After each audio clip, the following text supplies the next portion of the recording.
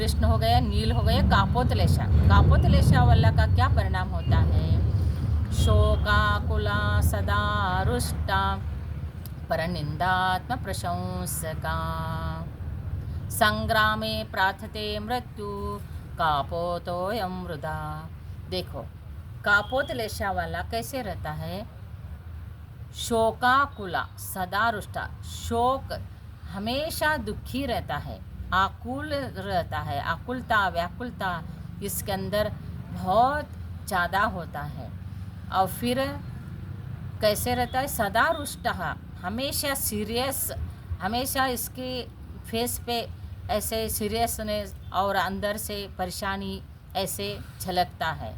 शोकाकुला सदा रुष्टा परनिंदात्म प्रशंसका, पर का निंदा हमेशा करता रहता है और स्वयं का प्रशंसा कर लेता है।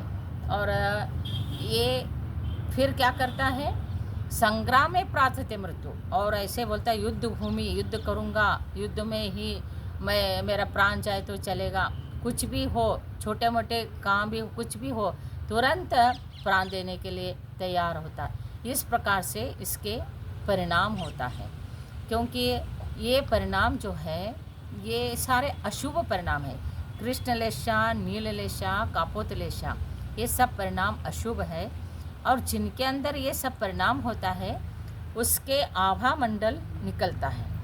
तो जो कृष्ण नील कापोत वाले हैं तो इनके उसी जैसा मैंने शरीर का वर्ण बताया वैसे आभा मंडल के वर्ण में भी यही इसके आभा मंडल होता है। भगवान के प्रभा मंडल होता है। भगवान के प्रभा मंडल में हमारे 3 भव, पीछे का, आगे का 3 और अभी का 1, 7 भव दिखता है।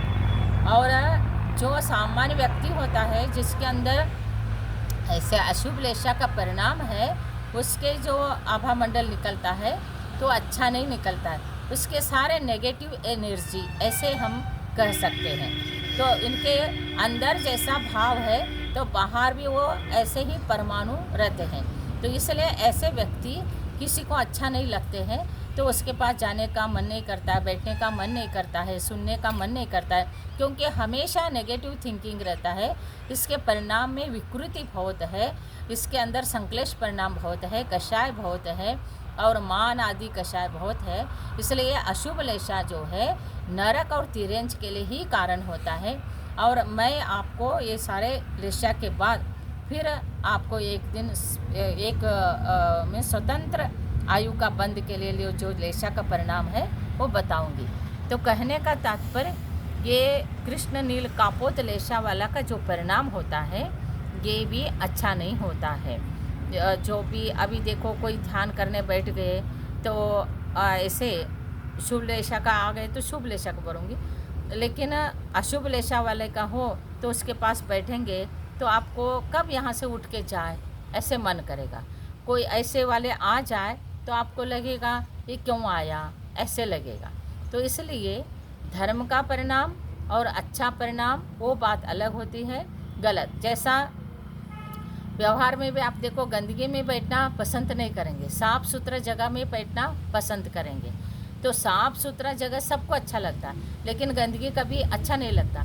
बाहर जैसा गंदगी अच्छा नहीं लगता, साफ़ सुथरा चाहिए, वैसे अंदर भी कृष्ण नील कापोत लेशा ये गंदगी है, ये गंदा है और ये सबको परिणाम को खराब करने वाला है। स्वतः का भी करता है, दूसरे को भी करता है। इसलिए ये गंदा परिणाम को दूर करना, ये अशुभ लेशा को छोड़ना चाहिए और अशुभ लेशा परिणाम रखना नहीं चाहिए। और जीव अनादिकाल से संस्कारित होके गंदा गंदा विचार ही करता है और इस प्रकार से भाव को ही रखता है और इसी में आनंद मनाता है। तो इसलिए ये गंदा परिणाम नहीं होना चाहिए। ऐसे ये अशुभ लेशा को त्यागना चाहिए। अशुभ लेशा कभी भी अच्छा नहीं होता, ये नरक और तिरंज आयु के लिए कारण होता है। इस लेशा में, इस परिणाम में कोई भी जीव को ऐसे कोई आयु का बंद हो जाए तो निश्चित नरक जाएगा या तो तिरंज में जाएगा। इसलिए उसको क्या करना चाहिए, ये भाव को छोड़कर अच्छा शुभ भाव में आने के लिए प्रवृत्ति करना चाहिए, क्योंकि पुरुषार्थ से ये सब होता है। अशुभ को छोड़ना भी पुरुषार्थ से और शुभ में आने के लिए भी अपने को पुरुषार्थ करना पड़ेगा। ये अशुभ को छोड़ के अब शुभ में आना है।